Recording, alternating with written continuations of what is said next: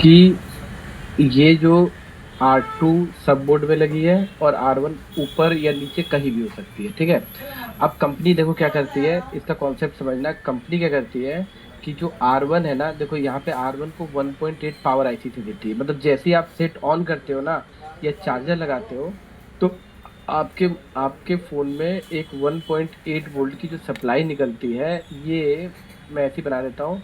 ये power IC से ऐसे करके निकलती है और ऐसे करके निकल के R1 को मिल जाती है। देखो ध्यान से देखना, मिल गई, R1 को मिल गई, ठीक है।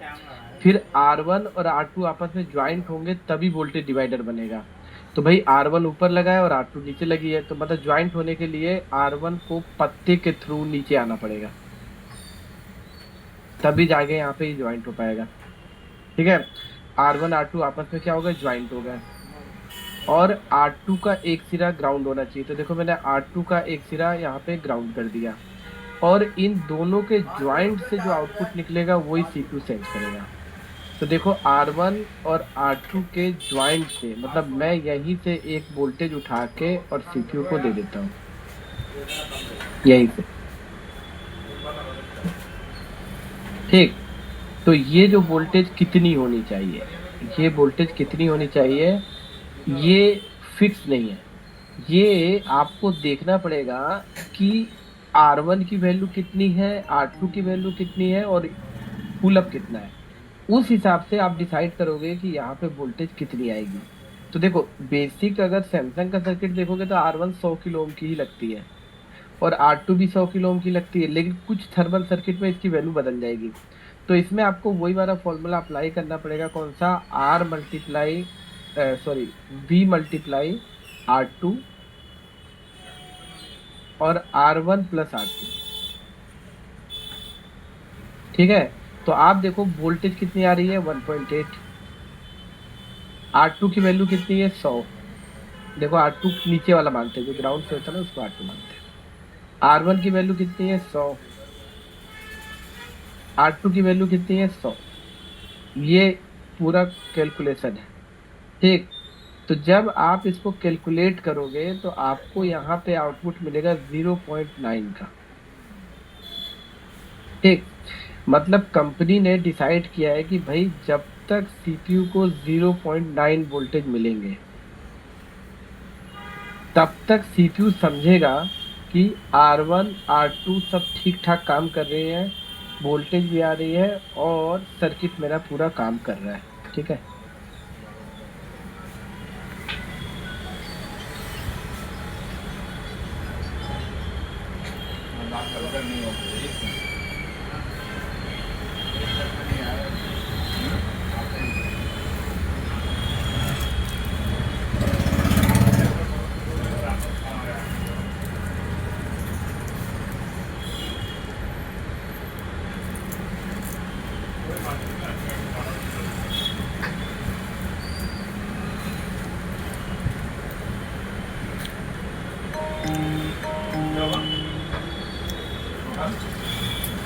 हाँ, तो कम जब तक सीपीयू को 0.9 मिलेंगे तब तक सीपीयू समझेगा कि एवरीथिंग इज फाइन, ठीक है।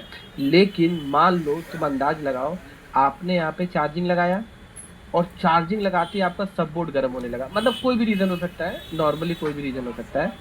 तो हो सकता है कि ये ये गर्म होने लगे, तो इसका टेम्परेचर बढ़ेगा तो इस R2 का भी टेम्परेचर बढ़ेगा। और जब R2 का टेम्परेचर बढ़ेगा तो 100 किलो ओम की रेजिस्टेंस घट के आ जाएगी आपकी, मान लो 30 किलो ओम,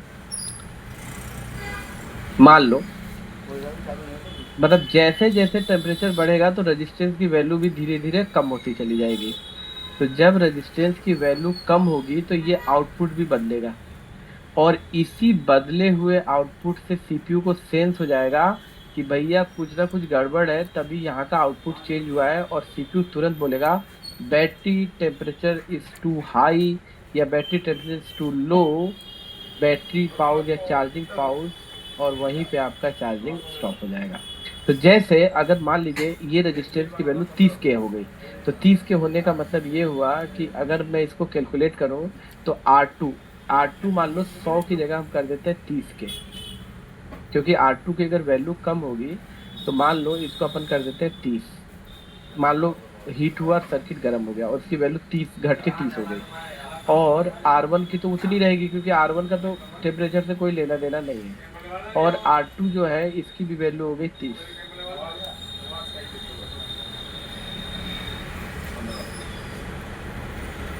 ठीक है, तो इसका मतलब ये होगा कि ये जो आउटपुट 0.9 नहीं होगा, आउटपुट चेंज हो जाएगा।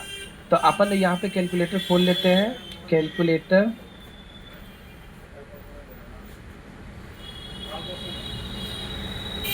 ठीक है, और देखते हैं कि क्या आउटपुट चेंज होगा।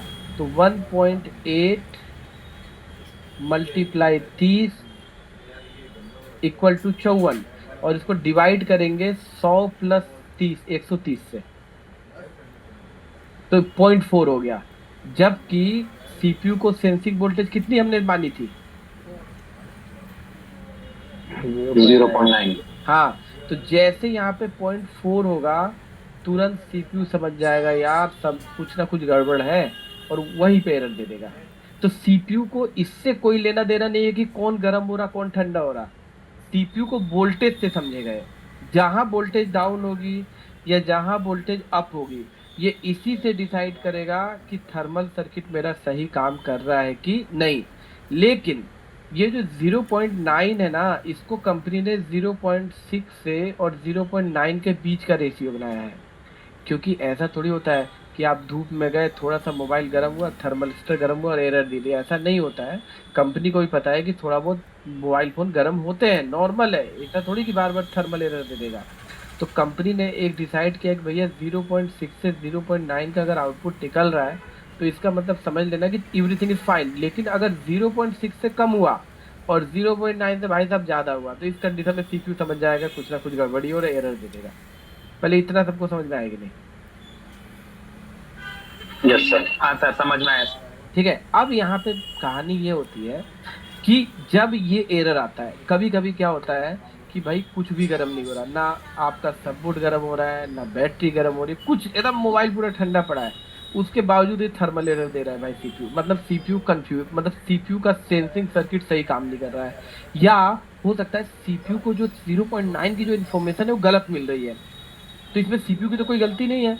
अगर 0.6 से 0.9 अगर सही नहीं मिले तो सीपीयू क्या करेगा, वो तो अपना एरर देगा ही देगा ना। तो जब ये वोल्टेजेस में ज़्यादा वेरिएशंस होने लगते हैं, तो फिर सीपीयू मजबूरन आपको देता है बैटरी टेम्परेचर टू हाई, और कस्टमर दौड़ते हुए आपके पास लेके आता है, भैया ये देखो चार्जिंग लगाने पे ये एरर दे रहा है। ठीक है, तो अब हम क्या करेंगे? अब देखो किस किस रीजन से थर्मल एरर आता है। अब एक बात बताओ, अगर ये थर्मल एरर आए और अगर आपने नीचे का बोर्ड चेंज कर दिया और ठीक हो गया, तो आपको समझ में आता है क्यों ठीक हो जाता है? सर R2 चेंज हो जाता है ना पीसीसी बोर्ड के साथ। हाँ, क्यों? क्योंकि बहुत सारे दुकानदार या जो भी हमारे लोग रिपेयरिंग करते हैं, ये एरर जब भी आता है तो सब बोर्ड को ही पूरा चेंज कर देते हैं। तो जब सब बोर्ड को चेंज करते हैं तो R2 बदल जाता है, और उस कंडीशन में थर्मल एरर आना बंद हो जाता है। ठीक। दूसरा, कई बार क्या होता है कि जब हम लोग रिपेयरिंग करते हैं तो हम लोग का सबसे पहला रूल होता है रिपेयरिंग वालों का कि भाई कुछ करे ना करे, वो एक काम जरूर करता है, वो ऐसे लिखता है, देखो, सैमसंग A50 थर्मल एरर, ऐसा लिखता है। आपने भी कभी ना कभी टेम्परेचर एरर गूगल पे सर्च किया होगा, और ऐसे लिख के और बोलता है यार देखो गूगल में किसी ने रिपेयर किया होगा तो कुछ ना कुछ तो दिया होगा ना। तो ऐसे करके ये रिपेयरिंग करके ऐसे करके देता है। तो ये भाई साहब बोल रहे हैं कि A50 में हाई टेम्परेचर का प्रॉब्लम आया था, तो ये बोल रहे हैं भाई साहब इन दोनों को निकाल लो। ये देख रहे हो आप लोग? पीछे का पैनल है ना।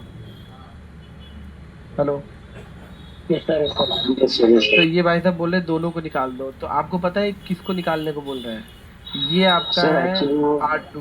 दो दो नहीं सर, वो 3 है एक्चुअली, वो हमने भी किया हुआ है वो। हाँ, नहीं ये इसमें कैपेसिटर क्या को मैं नहीं कर रहा हूँ, क्योंकि इसके ये कैपेसिटर को अगर हटा भी दोगे तो इससे कोई फर्क नहीं पड़ेगा। मैं इस कैपेसिटर को काउंट नहीं कर रहा हूँ, और ये है R1। ठीक है, तो ये बोलना चाह रहे हैं। हाँ, सही समझे नहीं, सभी करते हैं, नॉर्मल है, मैं आपको बता दे रहा हूँ। लेकिन आप इसका रीजन, अगर ये बोल रहे हैं कि भैया तुम एक काम करो, इसको भी निकाल दो और इसको भी निकाल दो, ठीक हो जाएगा। अब बताओ दोनों को निकालने पे सीपीयू का सेंसिंग लाइन कितना होगा? जीरो। 1.8। जीरो होगा। अरे यार 1.8 कैसे होगा? देखा ना, अगर आप ये R1 निकाल दोगे तो ये 1.8 यहीं पे आकर रुक लाइन ही नहीं ब्रेक जाएगा? हो जाएगा। ब्रेक नहीं हो लाइन जाएगा? ब्रेक हो जाएगा। वोल्टेज जीरो हो जाएगा। हाँ बिल्कुल, वोल्टेज जीरो हो जाएगा। यहाँ पे वोल्टेज कितना हो जाएगा? जीरो। ठीक है। जब यहाँ पे वोल्टेज जीरो हो जाएगा तो सीपीयू को सेंसिंग वोल्टेज कितना मिलेगा? कोई नहीं मिलेगा सर, उसमें जीरो होगा ना।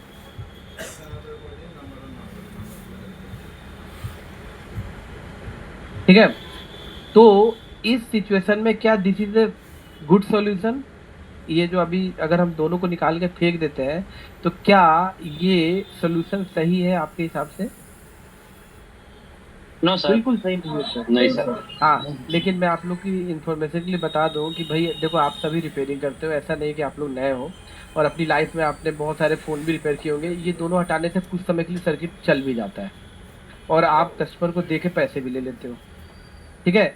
लेकिन टेक्निकली टेक्निकली अगर देखा जाए तो ये सही नहीं है, क्योंकि अगर हम R1 R2 को निकाल देंगे तो आउटपुट हमारा बदल जाएगा और आउटपुट जीरो हो जाएगा। तो कुछ समय के लिए सीपीयू का sensing circuit at a time लो लो। एक मिनट।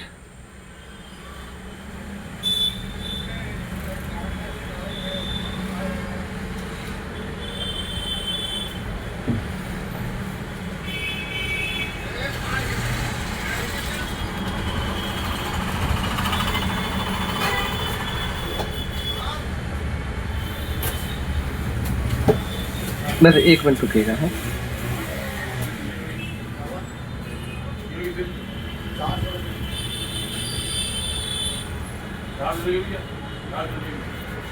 हेलो। वो असम का जो स्टूडेंट है उनकी स्लीप भेज दीजिए आप मेरे को, मैं उनको भेज देता हूँ। मैं उनकी टिकट भेज रहा हूँ उसी नाम से।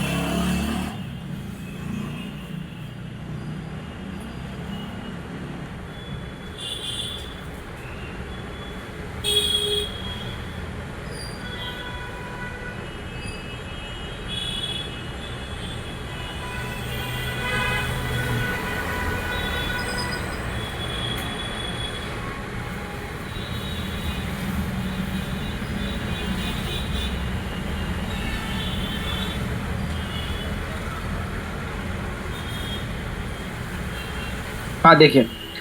हाँ सॉरी।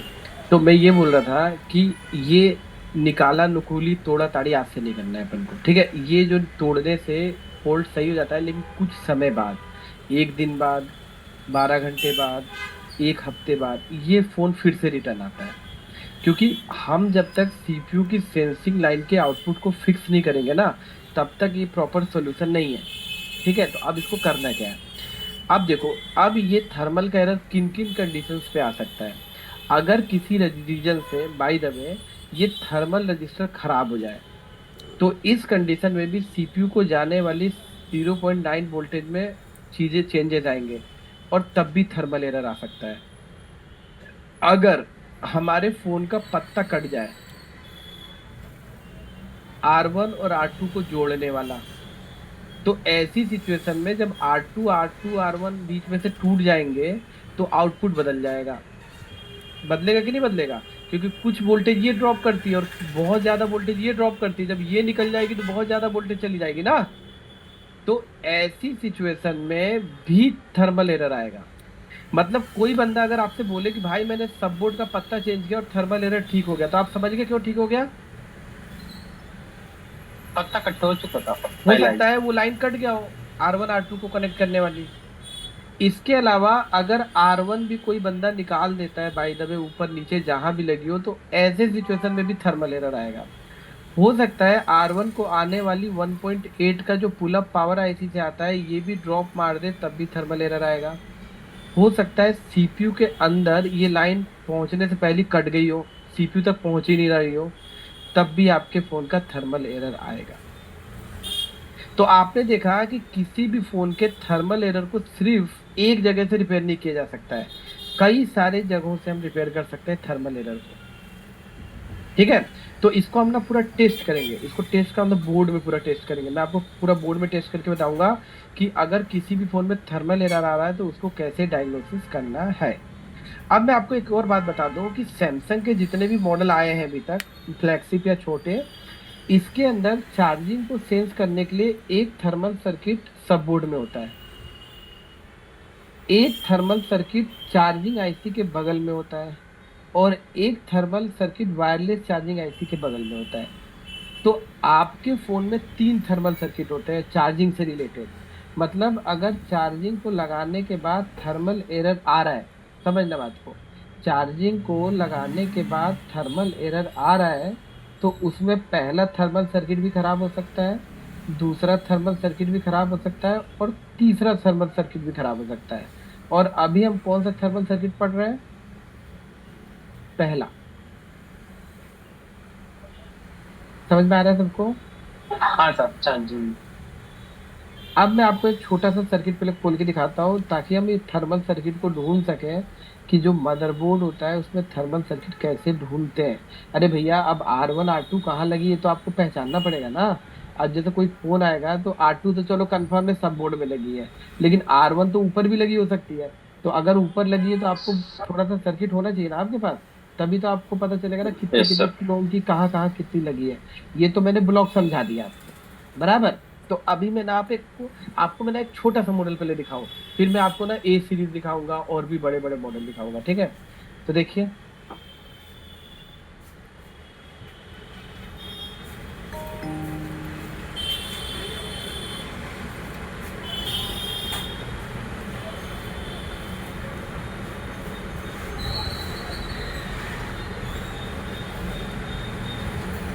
देखिए अब यहाँ पे अपन देखते हैं क्या कि ये आपका हो गया भाई साहब, ये ठीक है क्या, ठीक है।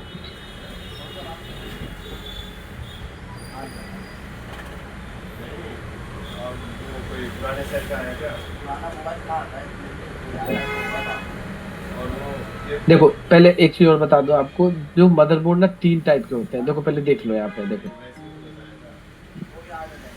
देखो मदरबोर्ड 3 टाइप के होते हैं। एक मदरबोर्ड होता है ऐसा,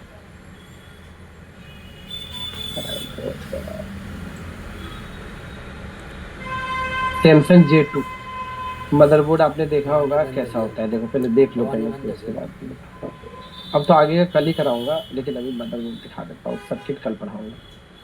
देखो एक तो बोर्ड भाई साहब ऐसा होता है, देखो ये ऐसा बोर्ड होता है, इसको बोलते हैं सिंगल पीस। देखो इस बोर्ड में कोई पत्ता उत्ता नहीं लगा है, जेक यहाँ पे और सिंगल बोर्ड मदरबोर्ड है,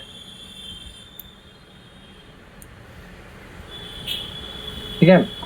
और दूसरा मदरबोर्ड होता है सैमसंग A50 का जैसे,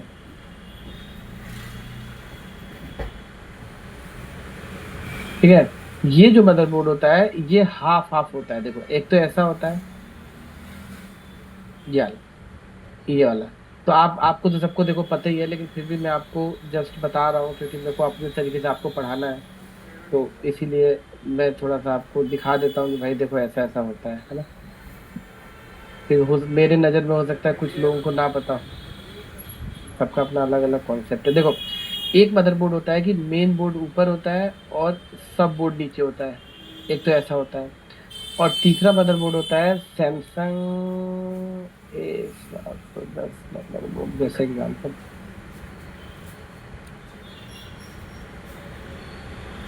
एक मदरबोर्ड होता है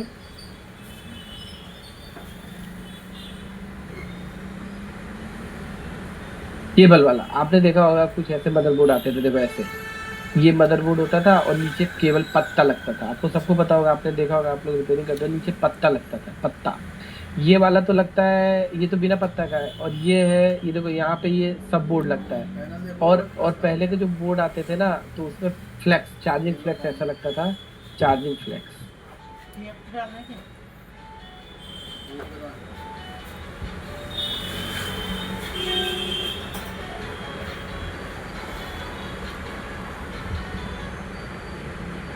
ऐसा होता एस है। सीरीज के सर बोर्ड एस सीरीज के बोर्ड भी सर थर्ड टाइप वाले होंगे ना? हाँ बिल्कुल बिल्कुल। तो हाँ, नहीं हाँ थर्ड वाले होंगे, ठीक है।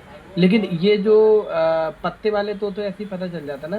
तो ये पत्ते वाले बोर्ड है, ठीक है। 3 टाइप के मतलब बोर्ड आते हैं। एक तो पत्ते वाले नीचे पूरा फ्लैक्स होता है, और J2 सिंपल एक सिंगल बोर्ड पीस होते हैं, और A50 पे सब बोर्ड लगा होता है।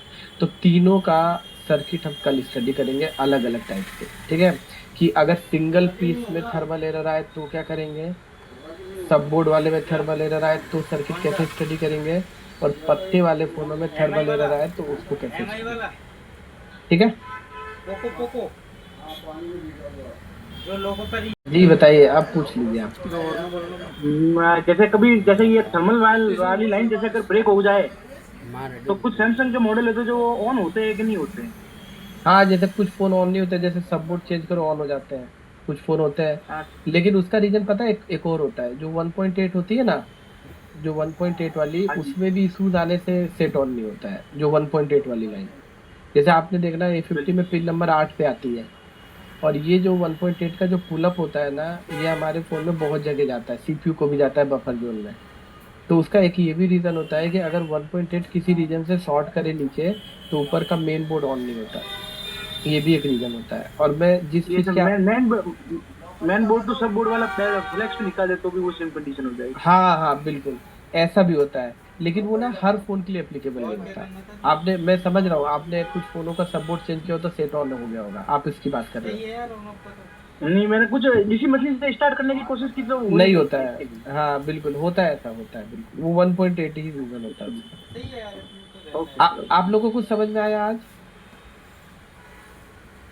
Yes sir, sure. ठीक है, कल मिलते हैं। Okay sir, good night. Good night. वो है कि सर